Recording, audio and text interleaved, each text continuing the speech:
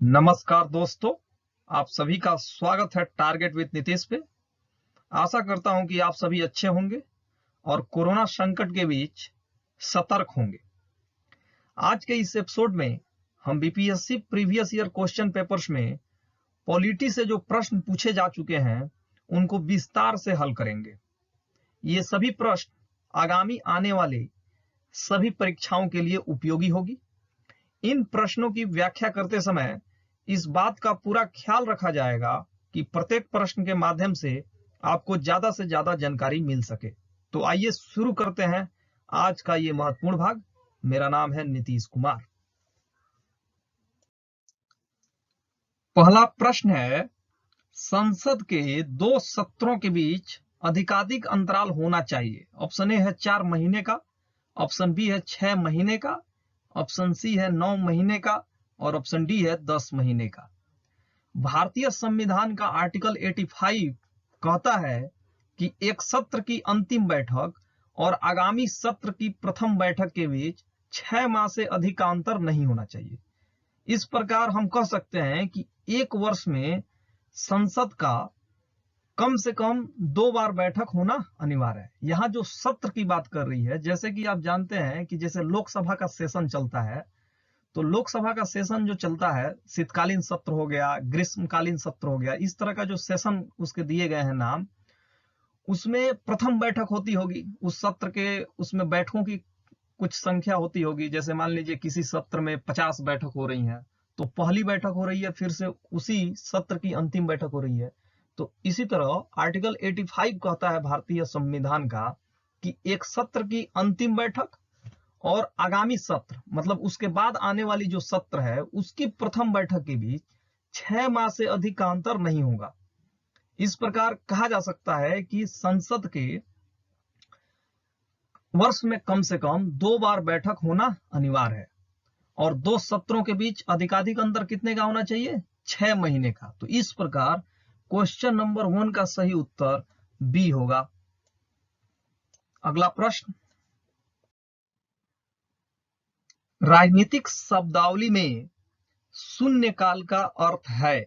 Option A है वह दिन जब संसद में कोई कार्य नहीं होता, ऑप्शन बी है निलंबित प्रस्ताव, ऑप्शन सी है स्थगन प्रस्ताव और ऑप्शन डी है प्रश्न उत्तर सत्र।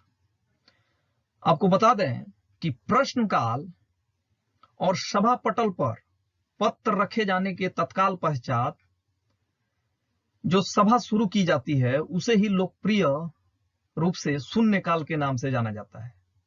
चूंकि यह मध्याह्न 12 बजे शुरू होता है, 12 बजे आप समय देखेंगे तो 12 बजे के बाद शून्य शून्य जो है, जो रेलवे वाली घड़ी होती है या किसी भी घड़ी में, उसमें शून्य शून्य दिखाई देता है, शून्य से शुरू होता है।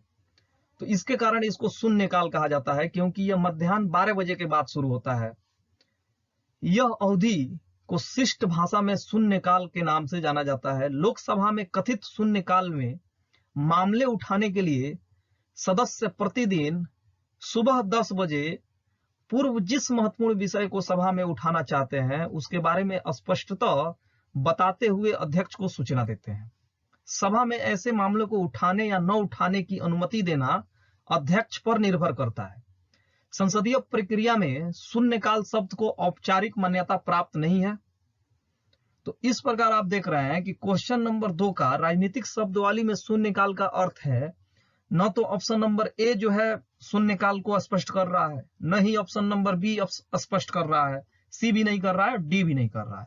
और आप ये भी जानते हैं कि बीपीएससी एक ऐसा आयोग है जो प्रतिवर्ष 10 से 12 क्वेश्चन गलत सेट करता है अपने प्रश्न पत्र में बीपीएससी के।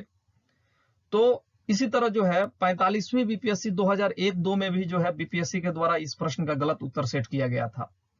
तो क्वेश्चन नंबर 2 का कोई ऑप्शन सही नहीं है, क्योंकि शून्यकाल का शाब्दिक अर्थ क्या होता है कि प्रश्नकाल और सभा पटल पर पत्र रखने के तत्काल पश्चात जो शुरू करने से पहले की जो सभा है उसको लोकप्रिय रूप से शून्यकाल कहा जाता है। लेकिन यहाँ ऑप्शन में कोई नहीं दिया गया है और ये शुरू कब से होती है? 12 बजे जो है दिन से शुरू होती है।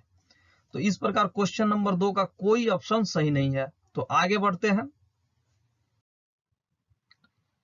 संसद के दोनों सदनों का संयुक्त अधिवेशन आयोजित होता है। ऑप्शन ए है भारत के राष्ट्रपति के निर्वाचन के लिए, ऑप्शन बी है भारत के उपराष्ट्रपति के निर्वाचन के लिए, ऑप्शन सी है संविधान में संशोधन से संबंधित विधेयक को पारित करने के लिए, ऑप्शन डी है एक ऐसे विधेयक पर विचार करने और उसे पारित करने के लिए जिस पर दोनों सदनों में मतभेद हो।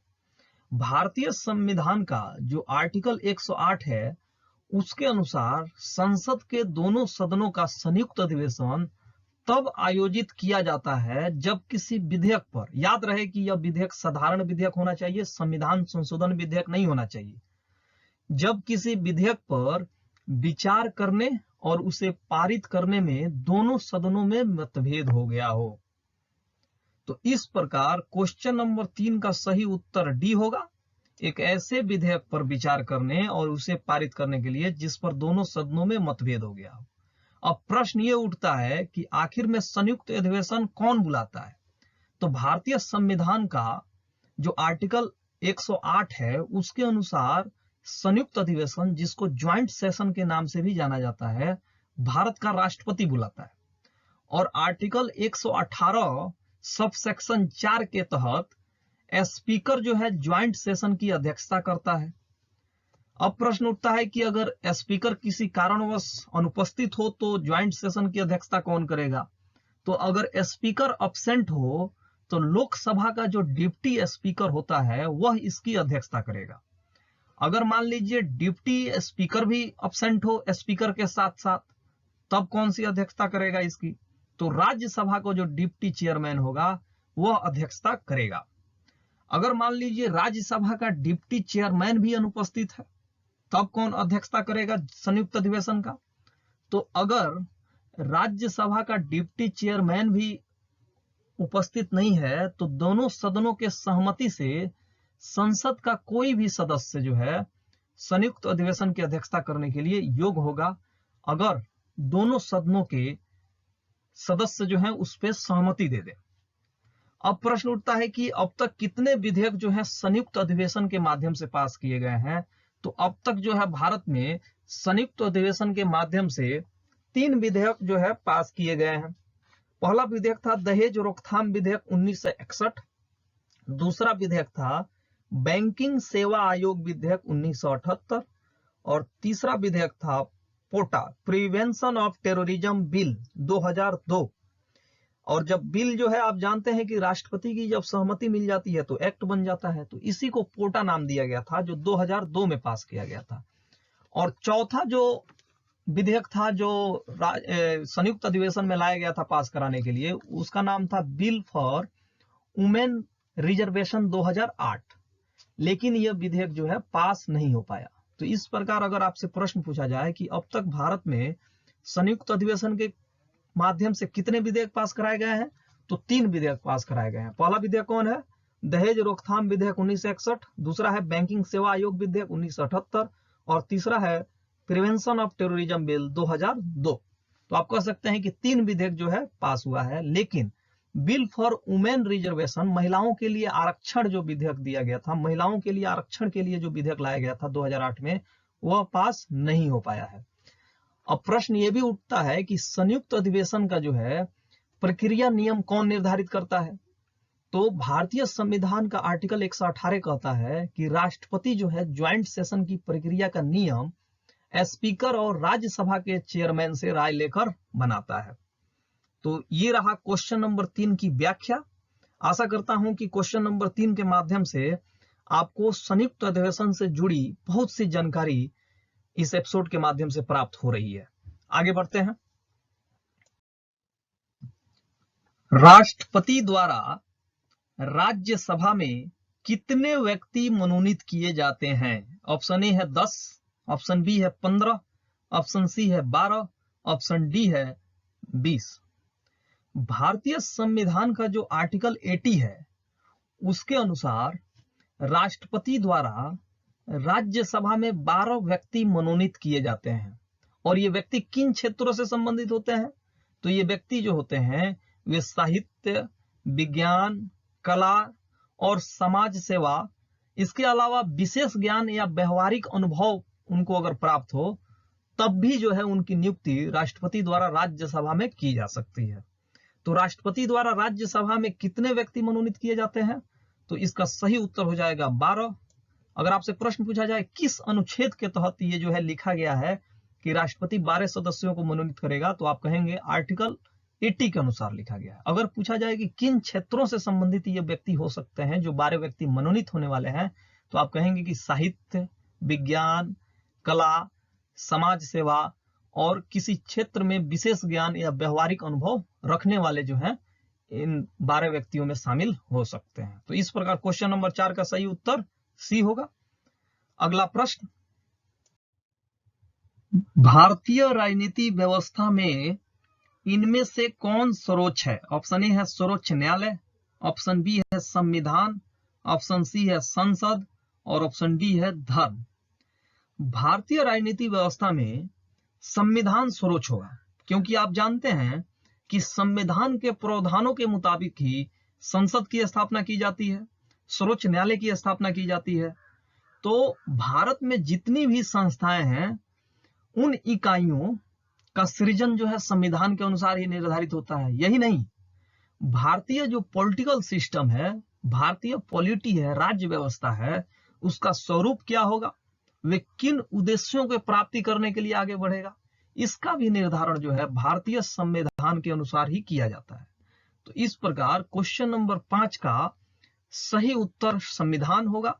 ऑप्शन नंबर बी, भारतीय राजनीति व्यवस्था में इनमें से कौन सर्वोच्च है। अब आपके मन में प्रश्न उठ रहा होगा कि संसद तो उसको संशोधित कर सकती है, तो कैसे सर्वोच्च है? तो देखिए, संसद जो है संविधान का जो है संशोधन जरूर कर सकती है, लेकिन संविधान के जो बेसिक इंफ्रास्ट्रक्चर है, बेसिक स्ट्रक्चर है, आधारभूत संरचना, उसको छोड़कर वह कुछ भी संशोधन कर सकती है। उसके मूल भावना को वह संशोधित नहीं कर सकती है, जिसके कारण संविधान बना था। तो इस प्रकार क्वेश्चन नंबर 5 का सही उत्तर बी होगा। अगला प्रश्न, सिक्किम भारत का एक राज्य बनाया गया था। ऑप्शन ए है 30वें संशोधन के अंतर्गत, ऑप्शन बी है 32वें संशोधन के अंतर्गत, ऑप्शन सी है 35वें संशोधन के अंतर्गत और ऑप्शन डी है 42वें संशोधन के अंतर्गत। 35वें संशोधन अधिनियम 1974 के द्वारा सिक्किम को भारत में मिलाकर उसे संयुक्त राज्य के रूप में शामिल किया गया था, यानी कि पूर्ण राज्य का दर्जा नहीं दिया गया था। और 36वें संशोधन अधिनियम 1975 के द्वारा सिक्किम को पूर्ण राज्य का दर्जा दिया गया और सिक्किम भारत का 22वां राज्य बना। तो यहाँ पे 35वां संशोधन कहिए या 36वां संशोधन कहिए, दोनों सिक्किम राज्य से संबंधित है, लेकिन यहाँ पे बात हो रही है कि सिक्किम को भारत का एक राज्य बनाया गया था। तो सिक्किम को भारत का राज्य 35वें संशोधन अधिनियम 1974 के द्वारा बनाया गया था और सिक्किम को संयुक्त राज्य का दर्जा दिया गया था। इस प्रकार क्वेश्चन नंबर 6 का सही उत्तर सी होगा, 35वें संशोधन के अंतर्गत। अगला प्रश्न, संविधान समीक्षा आयोग जिसे फरवरी 2002 में गठित किया गया के अध्यक्ष थे। ऑप्शन ए है एमएन वेंकट चलैया, ऑप्शन बी है आरएस सरकारिया, ऑप्शन सी है कृष्णा आयर और ऑप्शन डी है फातिमा बीबी। संविधान समीक्षा आयोग का गठन फरवरी 2002 में किया गया था और किसके नेतृत्व में किया गया था? तो अटल बिहारी वाजपेयी की उस समय सरकार थी और जो संविधान समीक्षा आयोग था इसकी अध्यक्षता जो है जस्टिस एमएन वेंकट चलैया कर रहे थे। इसके कारण जो है इसको वेंकट चलैया आयोग भी कहा गया। आयोग ने अपनी अंतिम रिपोर्ट 31 मार्च 2002 को पेश की थी। तो अगर पूछा जाए कि संविधान समीक्षा आयोग जो फरवरी 2000 में स्थापित किया गया उसके अध्यक्ष कौन थे, तो आप कहेंगे एमएन वेंकट चलैया, जस्टिस एमएन वेंकट चलैया। अगर आपसे प्रश्न पूछा जाए कि संविधान समीक्षा आयोग जिसे फरवरी 2002 में स्थापित किया गया था, इसने अपनी रिपोर्ट कब पेश की, तो इसने अपनी अंतिम रिपोर्ट 31 मार्च 2002 को पेश की थी। तो इस प्रकार क्वेश्चन नंबर 7 का सही उत्तर ए होगा, MN वेंकट चलैया। अगला प्रश्न, बिहार को काटकर एक पृथक वनांचल राज्य का बनना संभव है। ऑप्शन ए है राज्य विधानसभा में कानून पारित करके, ऑप्शन बी है राज्यपाल द्वारा अध्यादेश को पारित करके, ऑप्शन सी है संवैधानिक औपचारिकता को समाप्त करके, और ऑप्शन डी है इनमें से कोई नहीं। भारतीय संविधान का आर्टिकल जो 3 है उसके अनुसार राज्यों का निर्माण करना या उसका नाम परिवर्तन करना या उसके सीमाओं में परिवर्तन करना या उसके क्षेत्रफल में घटोत्तरी करना या बढ़ोतरी करना, ये सभी दायित्व जो है संघीय संसद का है। अतः बिहार को काटकर पृथक वनांचल का राज्य के रूप में बनाया जाना संसद का जो है दायित्व है। तो यहाँ प्रश्न क्या है कि बिहार को काटकर एक पृथक वनांचल राज्य का बनना संभव है। तो इसमें जो ऑप्शन नंबर ए दिया है राज्य विधानसभा में कानून पारित करके, ये गलत होगा, क्योंकि संसद का जो है ये अधिकार है भारतीय संविधान के आर्टिकल 3 के अनुसार कि वो किसी भी राज्य का नाम परिवर्तित कर सकती है, उसके सीमाओं में बदलाव कर सकती है, किसी राज्य को जो है 2 भागों में बांट सकती है, 2 से अधिक भागों में बांट सकती है। ऑप्शन नंबर बी है राज्यपाल द्वारा अध्यादेश को पारित करके, ये भी ऑप्शन गलत है। और ऑप्शन सी है संवैधानिक औपचारिकता को समाप्त करके, ये भी गलत है। और ऑप्शन डी है इनमें से कोई नहीं, क्योंकि संसद इसमें ऑप्शन नहीं दिया गया है। तो इस प्रकार क्वेश्चन नंबर 8 का सही उत्तर डी होगा, इनमें से कोई नहीं। अगर यहां संसद होता संघीय संसद तो आप उसको सही मारते, लेकिन इसमें है नहीं। तो इस प्रकार क्वेश्चन नंबर 8 का सही उत्तर डी होगा। अगला प्रश्न, सर्वोच्च न्यायालय के न्यायाधीशों की संख्या की वृद्धि करने की शक्ति किसके पास है? ऑप्शन ए है प्रधानमंत्री, ऑप्शन बी है राष्ट्रपति, ऑप्शन सी है संसद, और ऑप्शन डी है विधि मंत्रालय। भारतीय संविधान का जो अनुच्छेद 124 है, आप जानते हैं कि आर्टिकल 124 से लेकर 147 तक सुप्रीम कोर्ट के बारे में जो प्रावधान किए गए हैं, विभिन्न जो सुप्रीम कोर्ट से संबंधित आर्टिकल हैं उनका उल्लेख किया गया है। तो भारतीय संविधान का जो आर्टिकल 124 है जो कहता है कि भारत में एक सुप्रीम कोर्ट होगा, उच्चतम न्यायालयों की संख्या में वृद्धि करने की शक्ति संसद के पास है, ये बताता है। तो उच्चतम न्यायालय के न्यायाधीशों की संख्या में वृद्धि करने की शक्ति संसद के पास है, यह किस अनुच्छेद में लिखा गया है? तो भारतीय संविधान के अनुच्छेद 124 में लिखा गया है। अगर उच्च न्यायालय के न्यायाधीशों की संख्या निर्धारित करने की बात आए तो इसका सही उत्तर राष्ट्रपति होगा, लेकिन सर्वोच्च न्यायालय के न्यायाधीशों की संख्या वृद्धि करने की शक्ति किसके पास है? तो इसकी शक्ति संसद के पास है।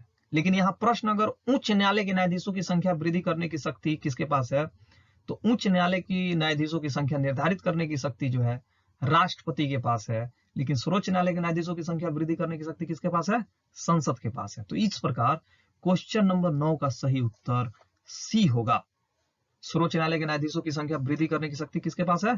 संसद। अगला प्रश्न, सर्वोच्च न्यायालय के न्यायाधीशों की सेवानिवृत्ति की उम्र क्या है? ऑप्शन ए है 60 वर्ष, ऑप्शन बी है 62 वर्ष, ऑप्शन सी है 65 वर्ष, ऑप्शन डी है 70 वर्ष, और ऑप्शन ई है इनमें से कोई नहीं या इनमें से एक से अधिक। भारतीय संविधान का जो अनुच्छेद 124 है उसका सब सेक्शन 2 कहता है कि सर्वोच्च न्यायालय के न्यायाधीशों की सेवानिवृत्ति की आयु 65 वर्ष है। तो इस प्रकार क्वेश्चन नंबर 10 का सही उत्तर सी होगा। किस आर्टिकल के तहत सेवानिवृत्ति की आयु निर्धारित की गई है सुप्रीम कोर्ट के? तो आर्टिकल 124 सब सेक्शन 2 के अनुसार। अगला प्रश्न, न्यायिक पुनर्विलोकन जिसे जुडिशियल रिव्यू भी कहा जाता है का अर्थ है यह है कि सर्वोच्च न्यायालय, ऑप्शन ए है सर्वोच्च न्यायालय को सभी प्रकरणों पर अंतिम अधिकार प्राप्त होता है, ऑप्शन बी है राष्ट्रपति के विरुद्ध दोषारोपण कर सकता है, ऑप्शन सी है उच्च न्यायालय द्वारा निर्मित प्रकरणों की समालोचना कर सकता है, ऑप्शन डी है किसी भी राज्य के कानून को अवैध घोषित कर सकता है।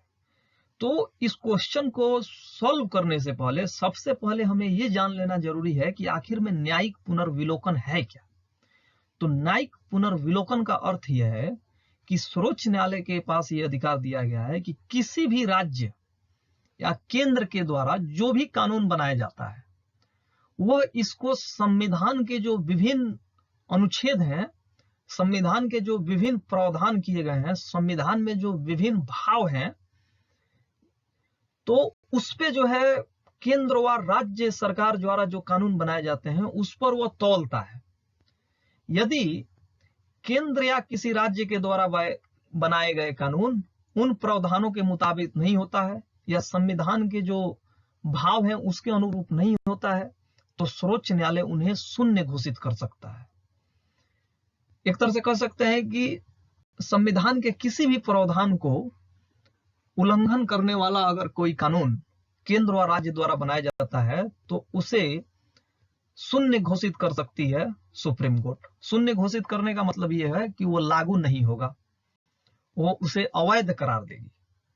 तो न्यायालय की यही जो पावर है सुप्रीम कोर्ट की, इसे ही जुडिशियल रिव्यू यानी कि न्यायिक पुनर्विलोकन कहते हैं। ये शक्ति किसको प्राप्त है? ये शक्ति सुप्रीम कोर्ट को प्राप्त है और हाई कोर्ट को प्राप्त है। अन्य किसी भी कोर्ट को न्यायिक पुनर्विलोकन की शक्ति नहीं प्राप्त है। तो इस प्रकार क्वेश्चन नंबर 11 का सही उत्तर होगा किसी भी राज्य के कानून को अवैध घोषित कर सकता है। तो क्वेश्चन नंबर 11 का सही उत्तर डी होगा। अगला प्रश्न, किसी राज्य का राज्यपाल नियुक्त किया जाता है। ऑप्शन ए है प्रधानमंत्री द्वारा, ऑप्शन बी है भारत के मुख्य न्यायाधीश द्वारा, ऑप्शन सी है राष्ट्रपति द्वारा, ऑप्शन डी है उच्च न्यायालय के मुख्य न्यायाधीश द्वारा और ऑप्शन ई है इनमें से कोई नहीं या इनमें से एक से अधिक। भारतीय संविधान के मुताबिक राज्य के राज्यपाल की नियुक्ति राष्ट्रपति के मुहर लगे आज्ञा पत्र के माध्यम से होती है। भारतीय संविधान के जो भाग 6 है राज्य कार्यपालिका के बारे में वर्णन करता है, राज्य सरकार के बारे में वर्णन करता है और भारतीय संविधान के भाग 6 के अनुच्छेद 153 से लेकर 167 तक यानी कि 167 तक राज्य की कार्यपालिका शक्ति का वर्णन है और इसमें यह भी बताया गया है कि कार्यपालिका में कौन कौन शामिल होंगे। राज्य के कार्यपालिका में तो राज्य के कार्यपालिका में शामिल होंगे राज्यपाल, मुख्यमंत्री, मंत्री परिषद और राज्य के महाधिवक्ता यानी कि एडवोकेट जनरल। जैसा कि जानते हैं कि एडवोकेट जनरल कौन होता है, वह राज्य सरकार को कानूनी विषयों पर सलाह देता है। इस पद की व्यवस्था आर्टिकल 165 के तहत की गई है। राज्यपाल जो है राष्ट्रपति के प्रसाद पर्यंत पद धारण करता है। इसके अलावा वह कभी भी राष्ट्रपति को संबोधित कर अपना त्याग पत्र दे सकता है। तो राज्यपाल की नियुक्ति कौन करता है? राष्ट्रपति के द्वारा। अगर राज्यपाल को अपना इस्तीफा देना हो तो वह किसे देगा? तो वह इस्तीफा देगा राष्ट्रपति को संबोधित पत्र के माध्यम से। राज्यपाल को जो होता है वह राज्य कार्यपालिका का जो है संवैधानिक प्रमुख होता है। तो इस प्रकार क्वेश्चन नंबर 12 का सही उत्तर सी होगा। राज्यपाल की नियुक्ति राष्ट्रपति द्वारा की जाती है। अगला प्रश्न, भारतीय संविधान के अनुसार राज्यों की विधायिका में सम्मिलित है। ऑप्शन ए है विधान परिषद एवं राज्यपाल, ऑप्शन बी है विधानसभा एवं विधान परिषद, ऑप्शन सी है विधानसभा एवं राज्यपाल और ऑप्शन डी है राज्यपाल, विधानसभा एवं विधान परिषद जहां इसका अस्तित्व हो। भारतीय संविधान का जो आर्टिकल 168 है वह राज्यों में विधानमंडल की बात करता है। जो आर्टिकल 168 है वह कहता है for every state there shall be a legislature which shall consist of the governor. वो कहता है कि प्रत्येक राज्य में एक विधानमंडल होगा जो बना होगा राज्यपाल से और 7 राज्यों की भी बात वह करता है। इसमें शामिल है आंध्र प्रदेश, तेलंगाना, उत्तर प्रदेश, बिहार, महाराष्ट्र, कर्नाटक एंड जम्मू एंड कश्मीर। क्योंकि अब जम्मू कश्मीर आप जानते हैं कि उसका स्वरूप अब बदल चुका है, वह अब केंद्र शासित प्रदेश हो चुका है और वहां पे केवल विधानसभा का अस्तित्व है, विधान परिषद का अस्तित्व नहीं होगा। तो जम्मू कश्मीर को इसमें छोड़ दीजिए। तो आंध्र प्रदेश, तेलंगाना, उत्तर प्रदेश, बिहार, महाराष्ट्र, कर्नाटक। तो 6 ऐसे राज्य हैं जहां 2 सदन होंगे। राज्यपाल के अलावा क्या होगा? विधानसभा और विधान परिषद होंगे। और इसके अलावा भारत के सभी राज्यों में जो है केवल एक सदन होगा, विधानसभा। फिर से जो है आर्टिकल 168 का सब सेक्शन 2 कहता है, where there are 2 houses of the legislature of a state, one shall be known as the legislative council and the other as the legislative assembly, and where there is only one house, it shall be known as the legislative assembly. Article 168 का sub section 2 कहता है कि जिन राज्यों में विधानमंडल के 2 सदन होंगे, यानी कि विधान सभा और विधान परिषद, तो उच्च सदन विधान परिषद कहलाएगा और निम्न सदन क्या कहलाएगा? विधानसभा कहलाएगा। और केवल आप जानते हैं कि 6 राज्य ऐसे हैं जहां विधानमंडल के 2 सदन हैं, आंध्र प्रदेश, तेलंगाना, उत्तर प्रदेश, बिहार, महाराष्ट्र, कर्नाटक। पहले कितने थे? 7 थे, जिसमें जम्मू कश्मीर अब नहीं रहा। इस प्रकार अब केवल 6 रहे हैं। तो भारतीय संविधान के अनुसार राज्यों की विधायिका में सम्मिलित हैं। तो इसका सही उत्तर हो जाएगा डी, राज्यपाल, विधानसभा एवं विधान परिषद जहां इसका अस्तित्व हो। तो विधान परिषद का अस्तित्व कितने राज्यों में है? केवल 6 राज्यों में। और बाकी सभी राज्यों में जो विधायिका होगी वो क्या होगा? राज्यपाल और विधानसभा। लेकिन 6 राज्यों में राज्यपाल, विधानसभा एवं विधान परिषद जहां इसका अस्तित्व हो। तो इस प्रकार क्वेश्चन नंबर 13 का सही उत्तर डी होगा। अगला प्रश्न, भारत में राज्य विधान पालिकाओं यानी कि स्टेट लेजिस्लेचर का उच्च सदन कौन सा है? ऑप्शन ए है विधान पालिका परिषद, ऑप्शन बी है विधान पालिका समिति, ऑप्शन सी है राज्यपाल का कार्यालय और ऑप्शन डी है इनमें से कोई नहीं। अभी हम लोगों ने जो पिछला क्वेश्चन था यानी कि 13वां नंबर का क्वेश्चन, उसमें हम लोगों ने देखा कि आर्टिकल 168 के तहत राज्य विधान पालिकाओं का उच्च सदन को विधान परिषद कहते हैं, जिसे विधान पालिका परिषद भी कहा जाता है। और आर्टिकल 168 क्या कहता है कि राज्य विधान मंडल का निर्माण गवर्नर और विधानसभा के माध्यम से किया जाएगा। यानी कि विधानमंडल, राज्य विधानमंडल में 2 लोग होंगे, गवर्नर और विधानसभा। और कुछ राज्यों में जो है विधान परिषद भी होगा। यही अनुच्छेद ये भी कहता है कि जिन राज्यों में विधानमंडल के 2 सदन होंगे गवर्नर के अलावा, उनमें जो उच्च सदन होगा उसको विधान परिषद कहेंगे और जो निम्न सदन होगा उसको विधानसभा कहेंगे। तो यहाँ विधान पालिका परिषद दिया गया है, जिसका प्रचलित नाम क्या है? विधान परिषद। तो इस प्रकार क्वेश्चन नंबर 14 का सही उत्तर होगा विधान पालिका परिषद। भारत में राज्य विधान पालिकाओं का उच्च सदन कौन सा है? विधान पालिका परिषद। अगला प्रश्न, किसी राज्य में विधान परिषद की संरचना अथवा विघटन किया जा सकता है। ऑप्शन ए है उस राज्य की विधानसभा द्वारा, ऑप्शन बी है केंद्रीय संसद द्वारा, ऑप्शन सी है केंद्रीय संसद द्वारा राज्यपाल की अनुशंसा पर यानी कि सिफारिश पर, ऑप्शन डी है राष्ट्रपति द्वारा राज्यपाल की अनुशंसा पर। तो भारतीय संविधान का आर्टिकल 169 जो है उसके अनुसार किसी भी राज्य में विधान परिषद का सृजन करना या उसका विघटन करना, इसका जो अधिकार है वह संसद को है। संसद ऐसा तब कर सकेगा जब ऐसा प्रस्ताव राज्य विधानसभा की कुल सदस्य संख्या के बहुमत द्वारा तथा उपस्थित और मतदान करने वाले सदस्यों की संख्या के कम से कम 2/3 बहुमत द्वारा पारित कर दिया जाए। तो किसी राज्य में विधान परिषद की संरचना अथवा विघटन किया जा सकता है केंद्रीय संसद द्वारा। किस अनुच्छेद के तहत? तो आर्टिकल 169 के तहत। तो इस प्रकार क्वेश्चन नंबर 15 का सही उत्तर बी होगा। तो दोस्तों ये रहा आज का महत्वपूर्ण भाग। आशा करता हूं कि इस एपिसोड के माध्यम से जो भी विश्लेषण प्रस्तुत किया जा रहा है, जो भी एनालिसिस प्रस्तुत किया जा रहा है प्रत्येक प्रश्नों का, उसके माध्यम से आपकी जानकारी बड़ी होगी और आने वाले जितने भी परीक्षाएं हैं जिसमें पॉलिटी से प्रश्न पूछे जाते हैं उनमें आपको लाभ होगा। इस एपिसोड से अपने दोस्त यानी नीतीश कुमार को दीजिए इजाजत, लेकिन जाने से पहले मैं आपसे कहना चाहूंगा कि अगर आप तक आपने टारगेट विद नीतीश को सब्सक्राइब नहीं किया है तो जरूर सब्सक्राइब करें।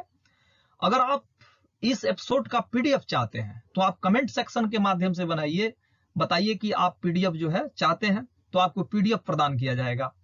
अगर इस एपिसोड में जितने भी प्रश्न शामिल किए गए हैं उससे आपको कोई भी परेशानी हो रही है, कुछ चीजें समझ में नहीं आ रही हैं, तो इसके बारे में भी आप कमेंट के माध्यम से बता सकते हैं। या किसी ऐसे टॉपिक पे आप जो है वीडियो चाहते हैं जो टॉपिक आपको जो है क्लियर नहीं हो रहा है बार बार पढ़ने के बावजूद, तो उसको भी आप बता सकते हैं कि किस टॉपिक पे आप वीडियो चाहते हैं। इस एपिसोड से अपने दोस्त यानी नीतीश कुमार को दीजिए इजाजत। कल फिर मिलेंगे इसी समय एक नए एपिसोड के साथ, कुछ नए प्रश्नों के साथ। तब तक के लिए शुभ विदा, नमस्कार। कोरोना वायरस के बीच अपना ख्याल रखिए और कम घूमिए बाजारों में ताकि आप कोरोना वायरस के संक्रमण से बच सकें।